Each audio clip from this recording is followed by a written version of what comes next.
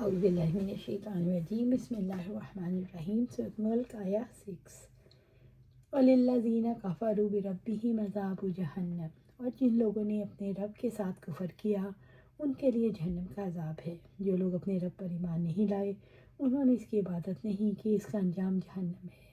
یہ انتہائی برا ٹھکانہ ہے، وَبِئْسَ الْمَصِيرُ، اور وہ بہت برا ٹھکانہ ہے، یعنی وہ خطرناک مقام ہے اور بدترین ٹھکانہ ہے جہاں لوگوں کو رسوا کیا جائے گا۔ رب العزت نے فرمایا، ابو سعید خدری نے بیان کیا کہ آپ صلی اللہ علیہ وسلم نے فرمایا، قیامت کے دن موت ایک چتکبرے مینڈھے کی شکل میں لائی جائے گی۔ ایک آواز دینے والا فرشتہ دے گا، جنت والوں تمام جنتی گردن اٹھا اٹھا کر دیکھیں گے۔ آواز دینے والا فرشتہ پوچھے گا، تم اس مینڈھے کو پہچانتے ہو؟ بولیں گے، ہاں یہ موت ہے۔ ان سے ہر شخص اس کا ذائقہ چکھ چکا ہوگا، پھر اسے ذبح کر دیا جائے گا اور آواز دینے والے جنتیوں سے کہے گا، اب تمہارے لیے ہمیشہ کی ہے، موت تم پر کبھی نہیں آئے گی، اور اے جہنم والوں تمہیں بھی ہمیشہ کی اسی طرح رہنا ہے، تم پر موت نہیں آئے گی۔ پھر آپ صلی اللہ علیہ وسلم نے یہ تلاوت کی، اور انہیں حسرت کے دن سے ڈراؤ جب کہ اخیر فیصلہ کر دیا جائے گا، یہ لوگ غفلت میں پڑے ہوئے ہیں، یعنی دنیا دار لوگ اور ایمان نہیں لاتے۔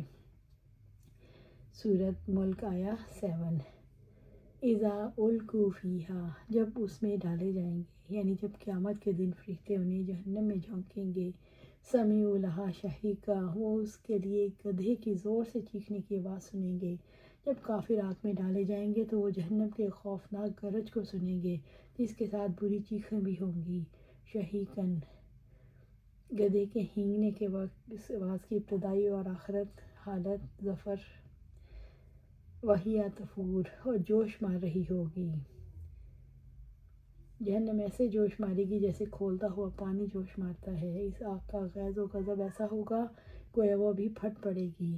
عبداللہ بن مسعود رضی اللہ تعالیٰ عنہ بیان کرتے ہیں کہ آپ صلی اللہ علیہ وسلم نے فرمایا، قیامت کے دن جہنم کو لایا جائے گا، اس کی 70,000 لگامیں ہوں گی، ہر لگام کے ساتھ 70,000 فرشتے ہوں گے، یعنی 4 ارب 9 کروڑ فرشتے جو اسے کھینچ رہے ہوں گے۔ سورۃ ملک آیا 8 تکاد تمیز من الغیظ، قریب ہوگی کہ غصے سے پھٹ جائے، یعنی جہنم کفار پر غیظ و غضب سے پھٹ پڑے گی، ایک ہونے کے باوجود لگے گا ٹکڑے ٹکڑے ہو گئی۔ جہنم کافروں کے ساتھ کیا کرے گی؟ کلما القی فیہا فوج، جب کبھی کوئی گروہ میں ڈالا جائے گا، جب کبھی اس میں کوئی جماعت ڈالی جائے گی، انہیں ذلیل کرنے کے لیے جہنم کے داروغے سوال کریں گے، سألہم خزنتہا الم یاتیکم نذیر، تو اس کے نگران ان سے پوچھیں گے، کیا تمہارے پاس کوئی ڈرانے والا نہیں آیا؟ جہنم کے داروغے ان کی زجر و توبیخ کے لیے سوال کریں گے، اور زبانیہ فرشتے ہوں گے، دنیا میں ایمان اور اطاعت کی طرف بلانے والا کوئی رسول تمہارے پاس نہیں آیا؟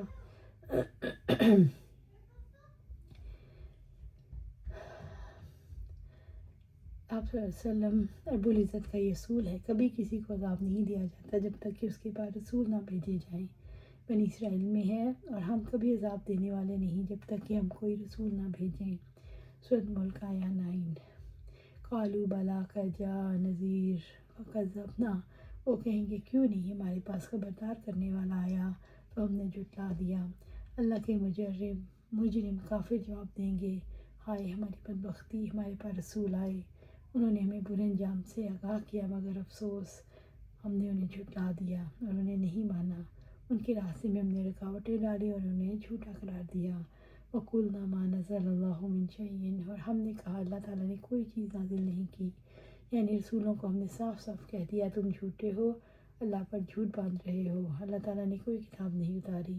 ان انتم الا فی ضلال کبیر، تم ایک بڑی گمراہی میں ہو، یعنی ہم نے رسولوں کو ہی گمراہ قرار دیا۔ مجرم رسولوں کو جھٹلانے کا اعتراف کر کے حسرت اور ندامت کا اظہار کریں گے، لیکن بے نتیجہ ہوگا۔ سورۃ ملک آیا 10 وقالوا، اور کہیں گے، اور وہ فوج جو جہنم میں ڈالی جائے گی اس کے داروغوں سے کہیں گے، لو کننا، اگر ہم دنیا میں ہوتے، نسمع و نعقل، سنتے یا سمجھتے ہوتے، یعنی دنیا میں اگر ہم رسولوں کی بات سنتے اور عقل سے کام لیتے، ان کی باتیں مان لیتے، ما کنا فی اصحاب السعیر، تو آج ہم بھڑکتی ہوئی آگ والوں میں نہ ہوتے، تو آج کے دن ہم جہنمی نہ ہوتے، یعنی وہ عقلی دلائل سن کر گمراہی سے ہدایت، شر سے خیر کو الگ کر لیتے، تو آج بھڑکتی ہوئی آگ کے سزاوار نہ ہوتے۔ وہ اس وقت نادم ہوں گے جب وقت ان کے ہاتھ سے نکل جائے گا، بے وقت کی ندامت کبھی فائدہ نہیں دیتی۔ اللہ سبحانہ تعالیٰ سے دعا ہے میں قرآن سنت پر عمل کرنے کی توفیق دے، اس پر جمع دے اور جنت الفردوس کے اعلیٰ مقام پر اپنے پاس گھر عطا فرمائے، آمین یا رب العالمین۔